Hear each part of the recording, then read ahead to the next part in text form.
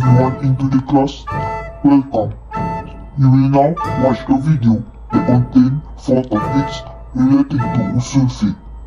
Before that, we are going to introduce you our players from Group 2.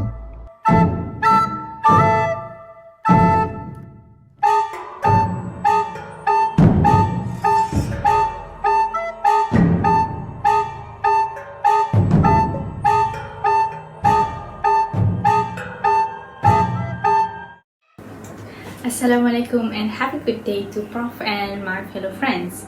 Today, all of our team members are going to present about the Quran, Qiyas, Urf and Said al-Dhara'i. Starting with the fact that Islam is a religion that embraces all elements of life. It is important to note that it does so because it gives clear guidelines for all individuals to follow in their day-to-day life.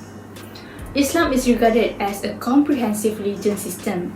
Its teaching embraces all aspects of life including politics, morality, social interaction, spirituality, economics, the afterlife, and etc. When we remark that it is a complete way of life, we are referring to the fact that it encompasses all aspects of human experience. The Islamic religion provides us with the guidance for every situation that we face in life, starting from the moment we were born until the day we take our final breath. The Quran, Sunnah, Ijma, Qiyas, and the 4 schools of fiqh are the major and secondary sources of the Islamic law that every Muslim can go to for guidance. The Islamic teachings and systems protect Muslims against harm in this world and the hereafter, which also direct them on the road of worshipping Allah subhanahu wa ta'ala. This belief collectively explain and link every Muslim to the benefits of complying with Sharia principles. In the following part, my friends will go over these teachings in further detail. First topic, the Quran. Hi everyone, firstly, I'm going to present about the history of the Quran. The Quran was revealed by Allah subhanahu wa ta'ala to Prophet Muhammad sallallahu alaihi wasallam through the angel Jibril for 22 years, 2 months and 22 days, beginning on 22 December 609 Common Era when Prophet Muhammad was 40 years old and concluding in 632 Common Era, the year of his death. Prophet Muhammad sallallahu alaihi wasallam was confident at the start of this revelation that he could distinguish his own thoughts from the messages. According to Sahih al-Bukhari, Prophet Muhammad described the revelation as sometimes like the ringing of a bell, and Aisha stated, "I saw the Prophet being inspired divinely on a very cold day and noticed the sweat dropping from his forehead as the inspiration was over." During Prophet Muhammad's 23 years prophethood, the verses of the Quran were memorized as they were revealed, and approximately 42 scribes wrote the verses on various materials such as paper, clothes, bone fragments, and leather. Literacy was a skill that few people possessed in ancient times, and Prophet Muhammad sallallahu alaihi wasallam himself did not know how to read or write. When 70 people who knew the Quran by heart were killed in the Battle of Yamamah during the reign of Caliph Abu Bakr, Umar ibn al-Khattab became concerned and petitioned Abu Bakr to compile the Quran into the book. As a result, all of the verses of the Quran that describe the creation of the universe and people, Judgment Day, exemplary stories of previous generations, and belief, worship, moral and legal basis that believers should follow were compiled into a single volume book. Each sentence in the Quran referred to as a verse, and each section of the holy book is referred to as a surah. The Quran contains 6,236 verses, 114 surah and approximately 323,000 letters. Next is the legal command in the Quran. The Quran is the primary source of Islamic law, known as Sharia. It contains the rule by which Muslim world is governed or should be governed, and serve as the foundation for relationship between man and God, and between individuals, whether Muslim or non-Muslim. The Sharia contains the rules that govern and organize a Muslim society, as well as the means to resolve conflicts between individuals and between individuals and the state. For example, theft. Based on Surah Al-Ma'idah, verse 38, as for the thief, the male and the female amputate their hand in recompense for what they committed as a deterrent or punishment from Allah, and Allah is exalted in might and wise. The hand of the thief is amputated under strict condition. To determine whether it is in the public interest to prosecute the case, the value of the stolen item must be considered. In Islamic criminal law, the stolen goods must be worth at least a quarter of a dinar or the equivalent. If convicted of theft, the right hand is amputated and the wound is cauterized.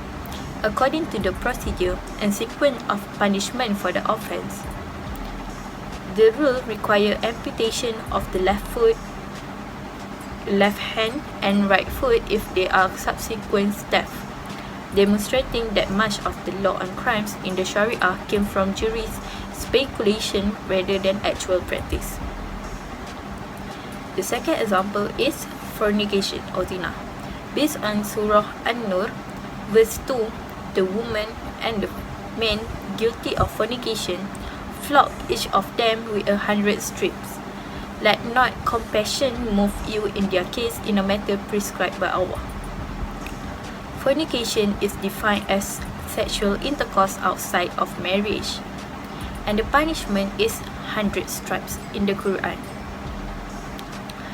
The Arabic word jawda, stripe, means to strike the skin without penetrating it.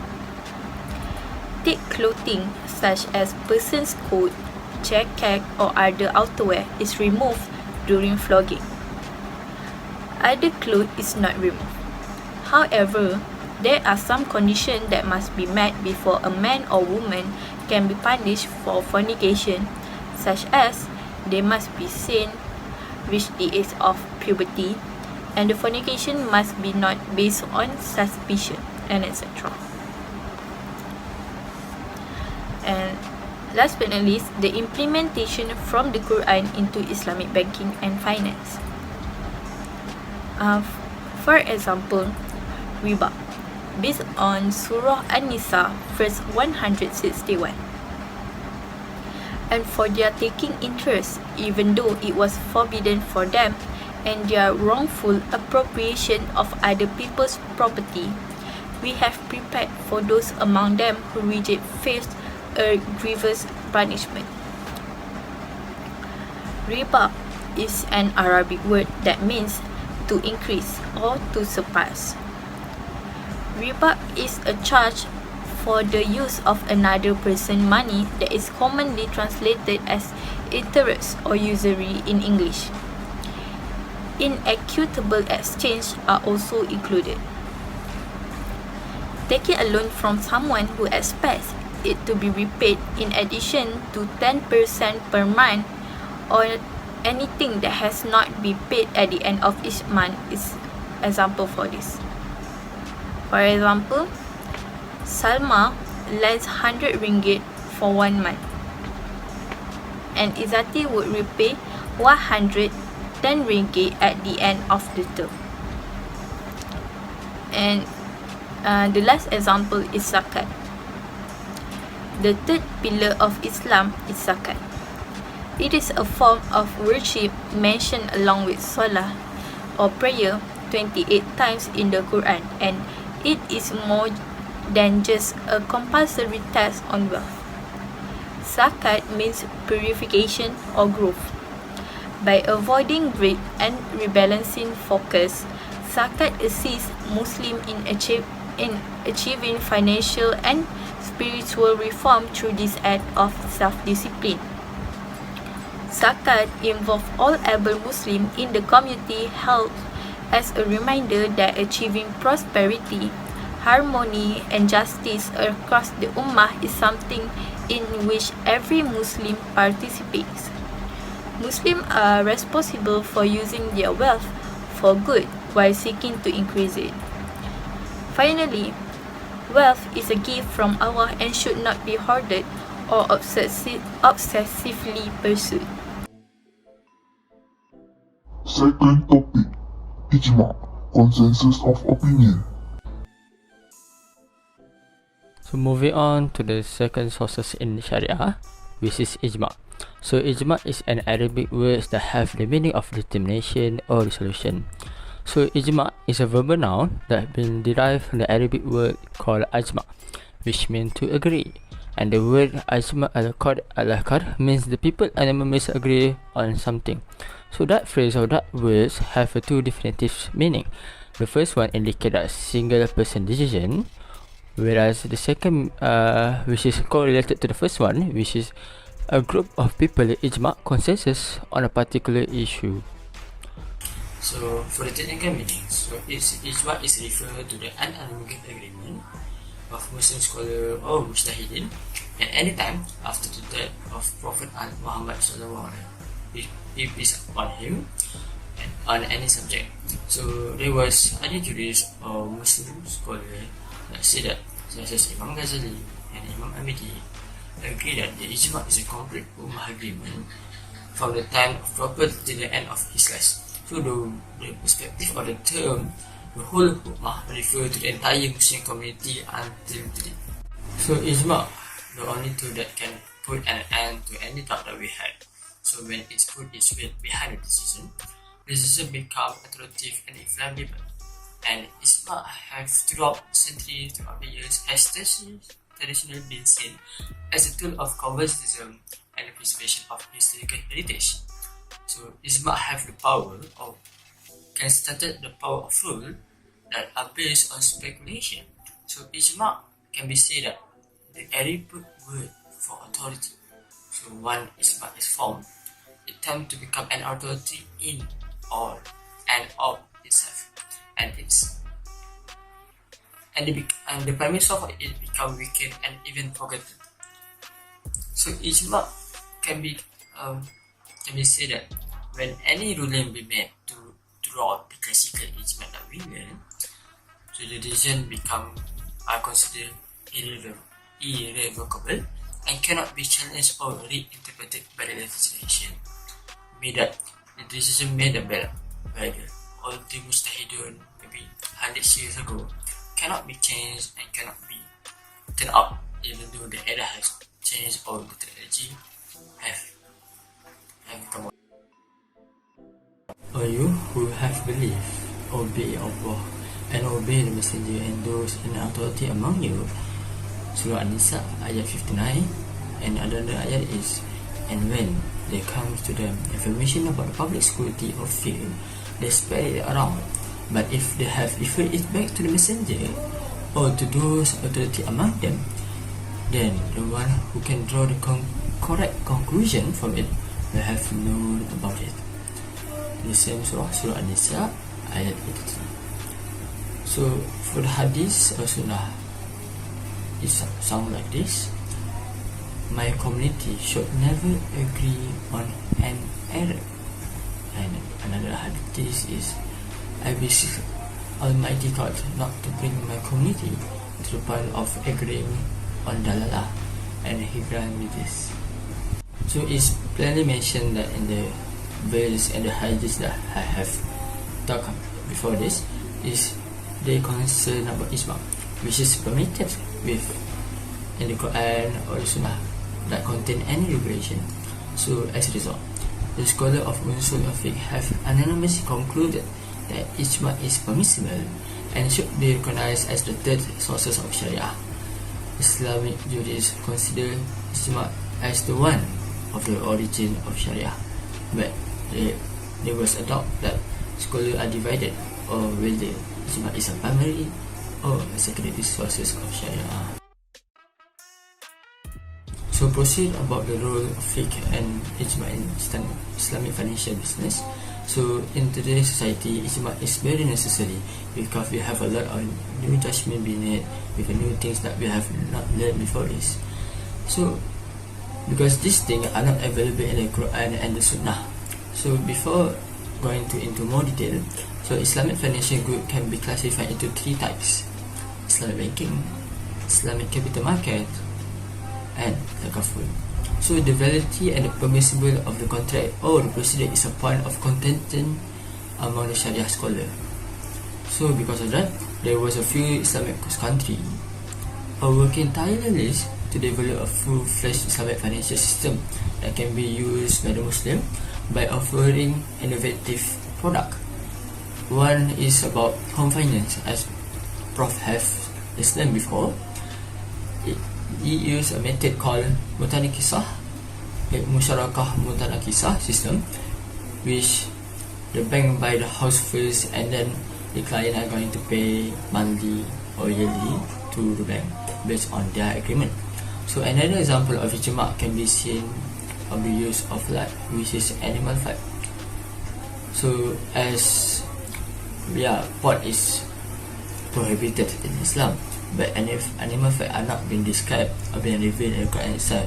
So there was an ijma happen to ensure that blood or animal fat can be used, especially from the pot itself, in any type of ingredient, any type of products such as cosmetic, makeup, and furniture and more. We have thought about home finance, we have thought about blood, and we have thought about so one more is about takaful. So takaful is a mutual protection and a mutual cooperation. But because the environment of riba interest, gara, uncertainty, massive, which is gambling, gish, walgab, which means cheating, and al-jalada, ignorance and contract. So a consensus fatwa has to be established in order to operate takaful based on the collaboration and the rejection of conventional instruments.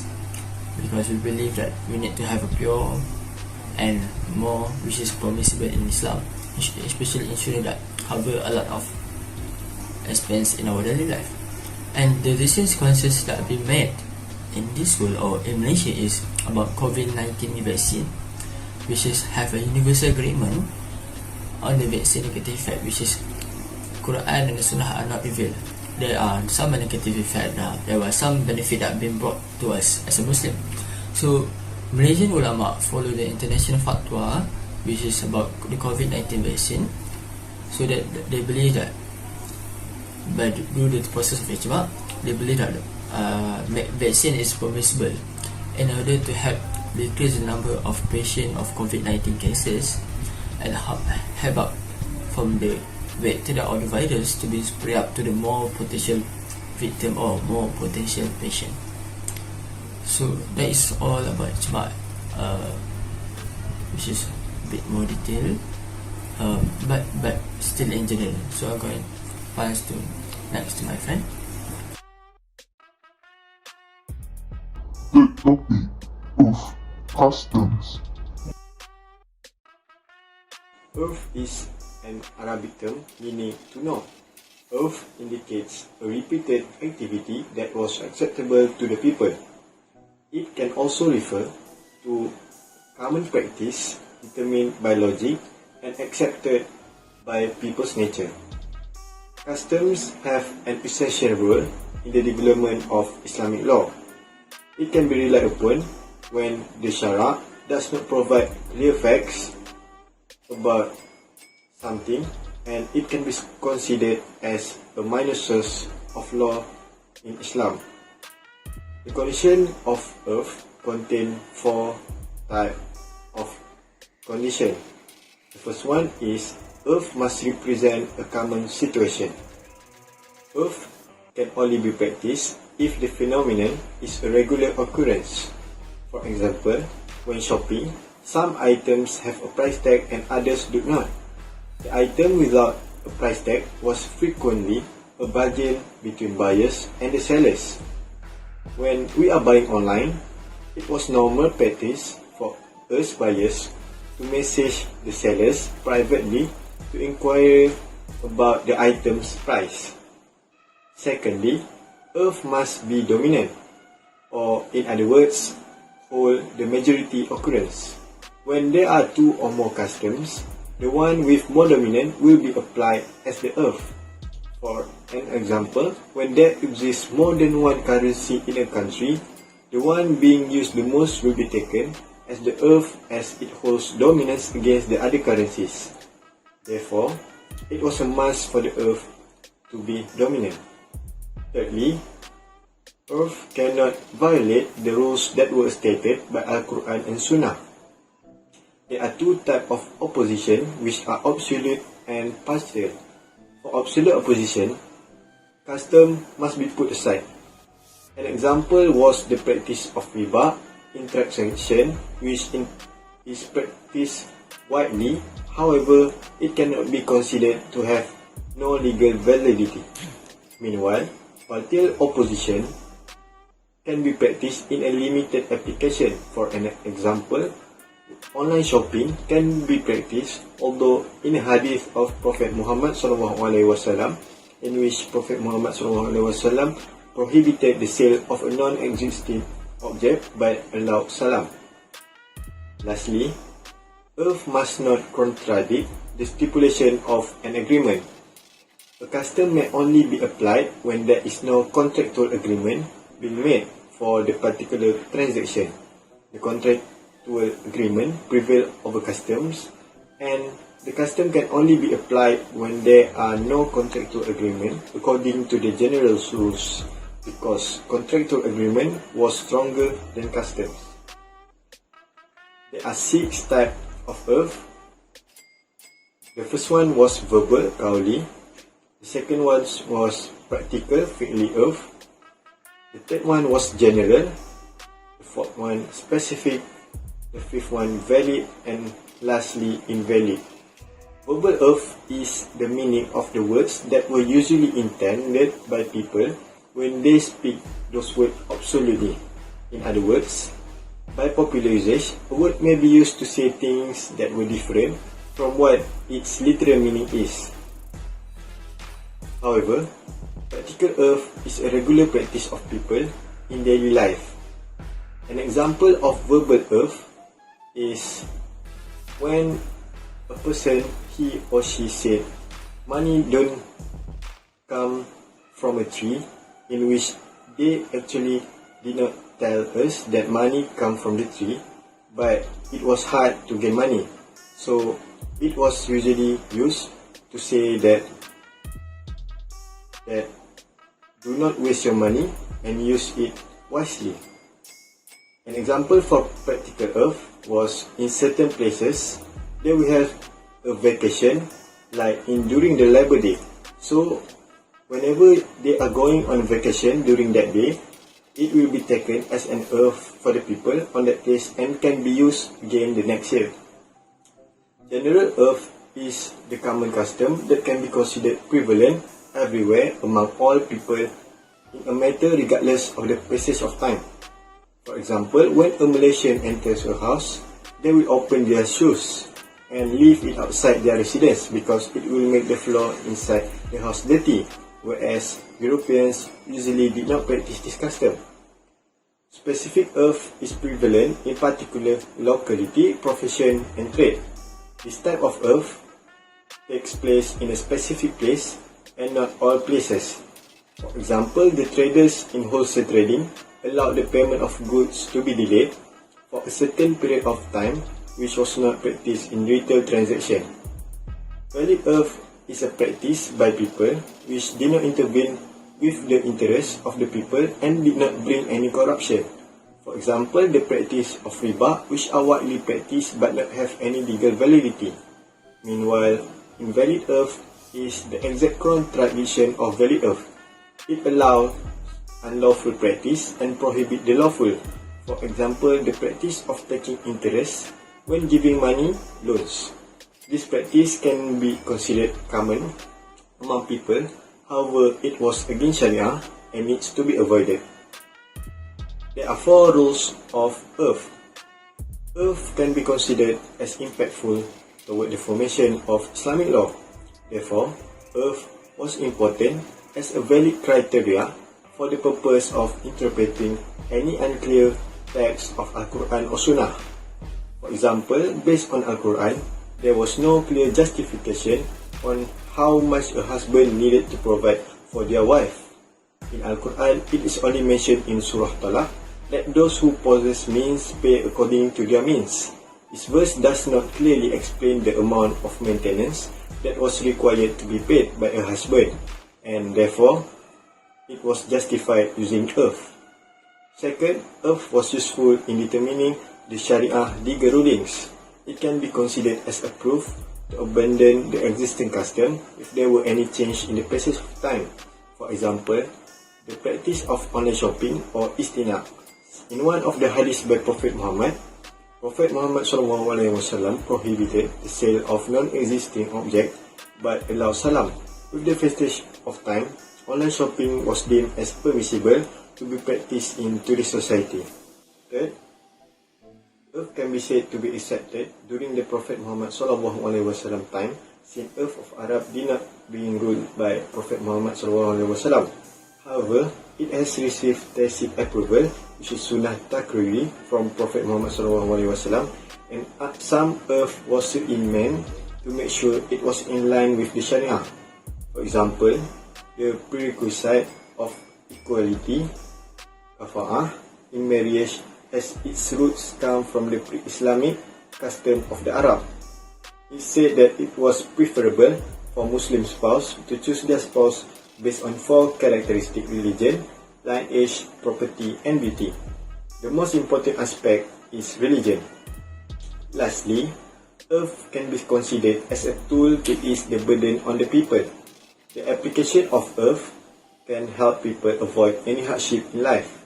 Based on Surah Al-Hajj, He has chosen you and has not placed upon you difficulty in the religion. Although this verse did not give direct reference to the application of earth, it was stated that by ignoring earth, it is more likely that people will succumb to hardship. Last topic, Said Al-Dhara'i, looking means. So for the last topic, I will explain about Said Al-Dhara'i. But what is Said Al-Dhara'i? First, we need to know the meaning of each word. First, Said is defined as blocking, prohibiting, preventing, and restricting, while Al-Dhara'i is plural from the word Al-Dhara'iyah, which is synonymous with wasilah. Wasilah is means to obtain certain ends. Other than that, Said Al-Dhara'i is defined as stopping the means or closing the door against the potential of sin or harm. As an illustration of Said Al-Dhara'i, Allah once said, "And insult not those whom the believer worship beside Allah, lest they insult Allah wrongfully without knowledge." Next, according to Imam Al-Shatibi, the rule of Dhara'i is to use a benefit, or we call it maslahah, as an expedient to attain a harmful thing, or we know it as mafsadah. In this connection, the jurists divide Said Al-Dhara'i into 3 categories, which are those that are rarely, usually, and those that are equally probabilities of harm and benefit. Each of these parts contain the consequence, the degree of harm, as well as the law. For those that rarely lead to harmful result, the benefit gained in such act is greater than harmful effect to be sustained. An example for this part is when a person digs a hole or ditch in a place that is rarely passed by the public. Normally, this act will not result in a large number of victims being killed because the location is not traveled by the majority of the public. However, the probability is that just a few people will fall into the hole as a result of passing through the area. So is planting grapes with the aim of eating the grapes. However, there are a few people who process the grape to make wine or other intoxicating drug. The legislation is required because Sharia recognizes that there will be numerous advantages and that the damage will be small. For those that usually lead to harmful result, the injury in such act is much more than the benefit to be derived. For example, selling of weapons during wave of terrorism and rebellion.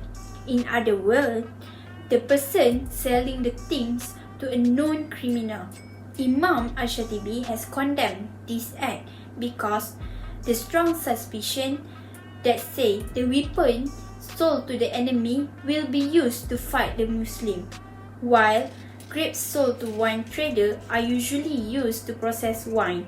However, a handful of other scholars think otherwise because it is likely that it was not used to do so and harm will also not be likely to occur. And for the last category, those that are equal probabilities of harm and benefit implies either preventing all methods that lead to negative result or opening and encouraging all feasible means that lead to positive outcomes. As an illustration, marrying a woman to divorce her so that she might remarry her ex-husband. Move to the controversy regarding the position of Saad al-Dhara'i as a source of law based on jurist views. Saad al-Dhara'i is an important foundation for the Maliki school to accept fiqh law. This is because the Maliki school is a school that conforms to ijtihad, which is found on the general welfare of people. As well as Maliki, Hanbali also approve Saad al-Dhara'i as a proof of Sharia in its own right. They claim that Saad al-Dhara'i is a recognized Sharia concept and those permissible activity should be banned if they result in unlawful results. However, according to Hanafi and Shafi'i jurists, Saad al-Dhara'i is not a jurisprudence principle in and of itself because the required decision on the means may be reached by using other principles such as qiyas, ihtisan, and urf. Moving to the next slide, Saad al-Dhara'i has been practiced since the time of the Prophet Muhammad. This is shown by the event in which the Prophet prohibited the companions from cursing and condemning gods other than Allah. The order is based on Allah Subhanahu wa Ta'ala words, where He forbid us from blaspheming non-Muslim gods. This is because it would create room and opportunity for non-Muslim to approach Allah Subhanahu wa Ta'ala once more. As a result, Muslim attitudes that allow Allah Subhanahu wa Ta'ala to be insulted are immoral and prohibited. So the example of the current issue related to Saad al-Dhara'i nowadays is boycotting all product of the country that fight Islam. Among the other actions that contribute to the emergence of Saad al-Dhara'i is a boycott of all items from nations that oppose Islam. The act of purchasing things essential for everyday usage is required. However, this initially necessary conduct has been forbidden since it frequently leads to mafsada due to the harmful effect that would occur if this act is not performed in a prudent manner. So today, commodities and products made by nation battling or killing Muslims may be found in every supermarket throughout the city and country. As a result, it is likely that economic resources created by purchasing items from this country will be used to build weapons and military strength to attack, oppress, and kill Muslims all over the world. As a result, by purchasing items from this nation, we are indirectly contributing to the campaign to eliminate Muslims without even recognizing it. After considering the mafsada that will typically happen to Muslims as a whole, boycotting national product that battles against Muslims is one of the best ways to limit the harm that will befall Muslims in particular. Last but not least, the role of Saad al-Dhara'i in the Islamic banking and finance. Saad al-Dhara'i is recognized as one of the legitimate sources of Islamic law. From scholars' perspective of view, Saad al-Dhara'i can prohibit bay al-inna. Usually, Bay al-Inna, we can find this practice in Western financial system. However, the contract of Bay al-Inna is seen as something similar to riba based on financing. In this scenario, the underlying item is just utilized dishonestly to obscure the party's intent. In other words, the seller seeks to provide financing against interest, whilst the buyer looks for credit. Therefore, Sad al-Dhara'i is used to avoid the undesirable things that arise in Islamic finance. So, next I'll pass to my friend to continue for the conclusion. We have come to the end of our presentation. To sum up, each of the Islamic teaching systems serve as a guidance for Muslims in their everyday life. The Quran is an Islamic sacred book that governs the Muslim world. It forms the foundation for all human connections, whether Muslim or non-Muslim, as well as for all human relations with the rest of the creation. The Ijma, on the other hand, is the consensus of Muslim scholars. Ijma is essential to clarify something that was not mentioned in the Quran or Sunnah. Ijma has the power to remove doubt, and the authority of an ijma cannot be challenged or reinterpreted by the later generation.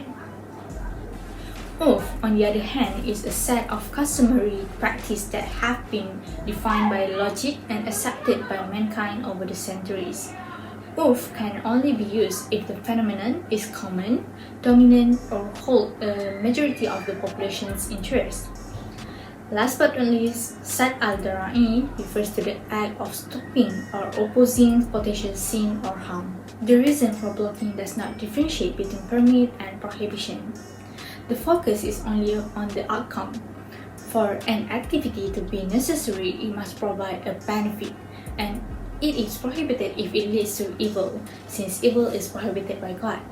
So, all processes described in Islamic teachings, therefore, play an important role in guiding Muslims through their daily life. That's all for us. Thank you, and assalamualaikum.